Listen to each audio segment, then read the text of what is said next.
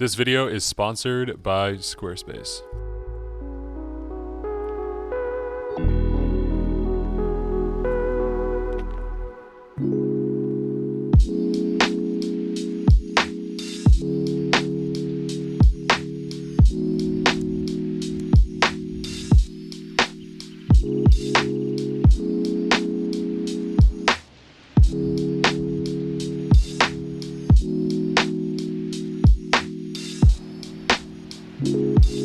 Hey everyone, what's going on? Welcome back to a new video. Hope you guys are all doing well. Today we're going to be diving into a quick comparison of the Leica Q2 and the Fuji X100V. The reason I want to make this video honestly is because I've been comparing these two different cameras over the last couple months. As you guys have probably seen on the channel, we've made several different short films with each of these different cameras. And what I was really doing during those videos was honestly just testing them to see which one I liked more. And ultimately I decided to go with the Leica Q2 instead of the Fuji. And I want to kind of make this video to explain why that is, and also just explain to you guys my thoughts on each camera and why I see each one, kind of fitting into a certain kind of workflow for a specific kind of person. Now, ultimately, like I said, I went with the Leica, but there's absolutely nothing wrong with the Fuji. That's why I'm making this video, because I honestly think they're two incredible cameras, but I do think they're made for two different kinds of people, different kinds of photographers. And I kind of want to dive into that today and just explain to you guys my thoughts. If you guys want a more complete comparison between these two cameras, including image quality and kind of like how they are to edit the files and stuff like that, there's gonna be a link down in the description to the Patreon channel, which thank you to everyone who has become a patron over the last couple months. It's meant a lot, and we've been doing weekly uploads there every single Monday. So by the time this video is out, there'll be a Patreon comparison between these two cameras, which will be much longer in length and a lot more in depth. So if you're really kind of still wondering which one of these cameras is right for you, I think that video will help out a lot. So again, link down in the description if you want to go check that out. So first things first, I just want to dive into why I chose the Leica over the Fuji. And I honestly did this for a number of different reasons, but I want to kind of keep this short and sweet and mainly focus on the key components that really made me switch my mindset from wanting one of these to wanting one of these. Now, honestly, a big reason why I chose this camera, honestly, is the size. The ergonomics are a lot better. For me, I have massive hands and I want to be able to hold this camera really comfortably. I got this kind of half case, which is really comfortable, and it has this like really nice grip right here. And I can just hold it really comfortably. I'm not gonna feel like I'm gonna drop it. And I love the design of the buttons. Everything feels very well laid out and very tactile, which I love. I love being able to just adjust all of this, and you can hear the actual clicks. And honestly, the ergonomics was a big reason why I chose this camera. I love just how it feels in my hands. Honestly, Leicas have a great weight to them, and I think a lot of people will want to give me crap for that, just because, oh, you bought a camera because you like how it feels. Well, ultimately, how a camera feels is gonna make you want to pick it up more often and take more photos with it. So I think for me, that was a big reason why I bought this camera over the Fuji. As you guys can see, when I hold up the Fuji here, it just doesn't really have the same sort of form factor. In my opinion, for my big hands, I could literally just grab this with one hand like this, and it doesn't really fit very well. There's this really cool thumb grip that Thomas has. This is Thomas's camera who's filming right now, which I do think helps a lot. But for me, I just really love the ergonomics of this camera, the Leica, and I think it fits my hands really well. Love how it feels, and it honestly encourages me to take more pictures. So I think that's ultimately a good sign. Another huge reason of why I chose the Q2 over the Fuji is honestly gonna be full frame versus APS-C. Now, if you guys don't know, the Leica is a 47 megapixel full frame sensor, and the Fuji, I think, is somewhere in the 20 megapixel range, and it's a crop sensor. And what you're losing with that, besides image quality, is you're not gonna get as crazy depth of field. And for me, I really want these images to be able to be printed, to be able to, I wanna have the best quality possible when it comes to documenting my life, honestly. And if I can have 47 megapixels in a camera that's this small, that seems like a no-brainer to me. I love the full frame sensor. The depth is amazing when I'm shooting portraits or anything with really kind of depth of field. The lens does go down to 1.7 and the Fuji goes down to f2. But when you think about full frame versus APS-C, those numbers are actually a little bit more different than you think they would be. I really love to be able to crop my images, especially the images that I would shoot on these kinds of cameras, kind of everyday sort of stuff.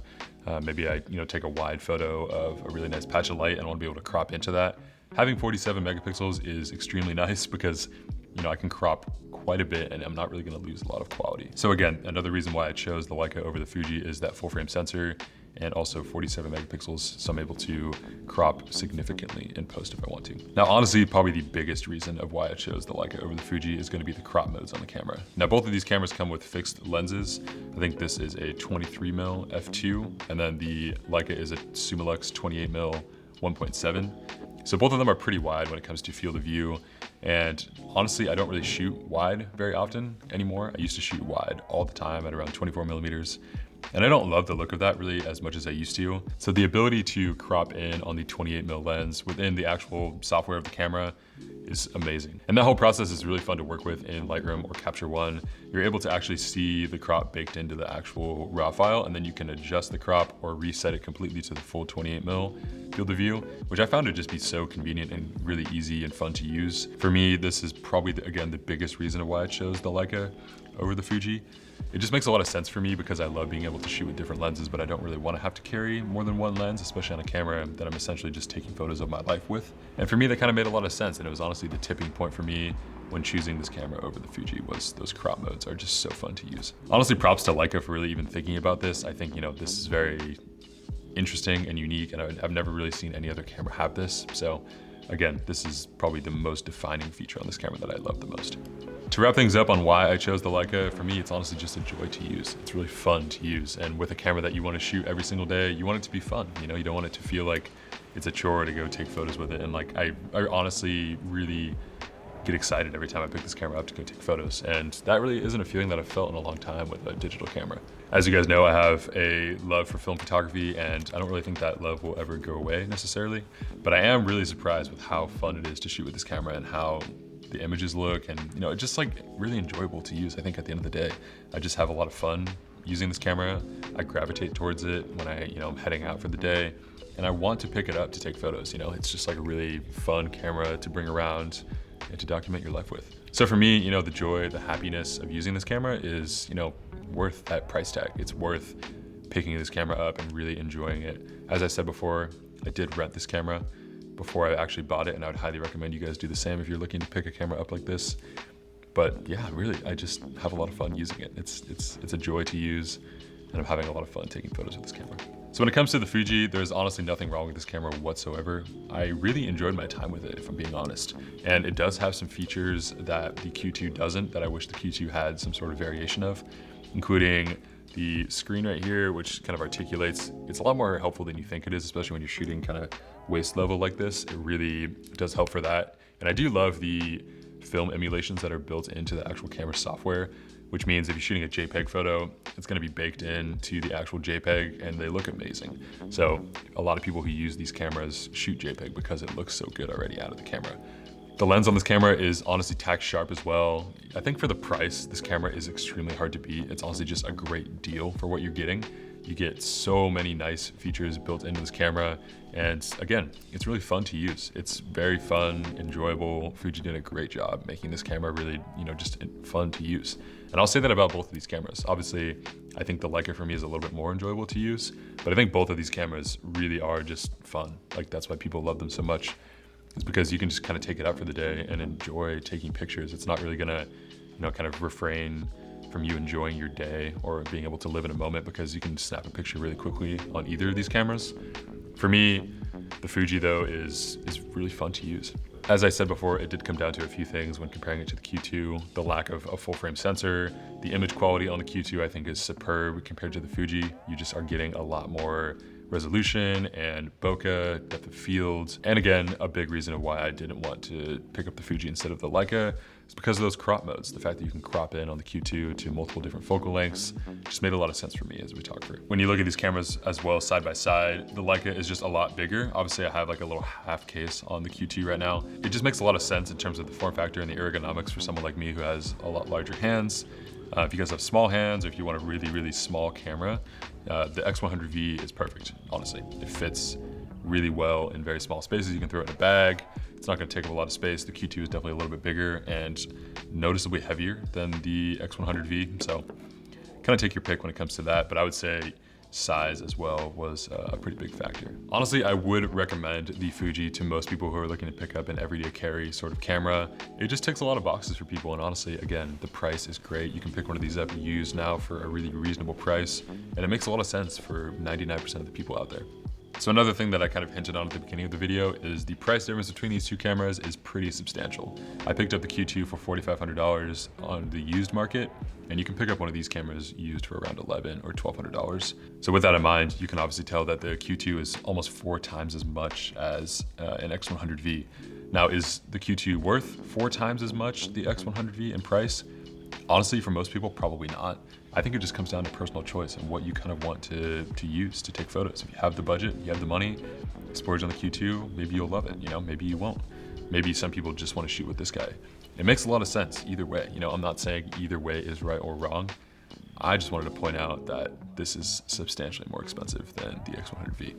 Again, I would highly recommend if you're looking to buy a Q2 or any sort of Leica camera that's really expensive, you definitely should rent it beforehand just to make sure that you enjoy using the camera, you're familiar with the technology and the ergonomics, you like the lens selection.